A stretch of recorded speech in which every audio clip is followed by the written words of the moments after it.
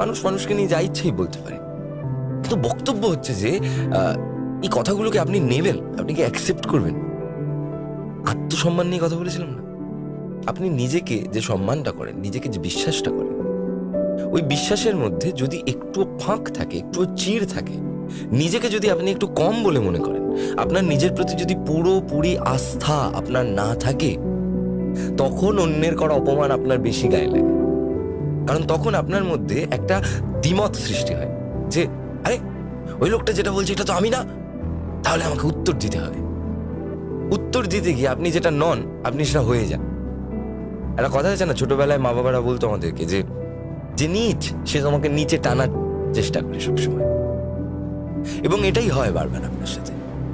অন্য কেউ আপনাকে অপমান করছে, তার দিকে তাকাবেন, হাসবেন, হেসে বলবেন যে আমার মনে হয় আপনার কোনো সমস্যা হচ্ছে, আপনি ডাক্তার দেখান। নইলে এত ফ্রাস্ট্রেটেড হয়ে যাচ্ছে, এত টেম্পার হয়ে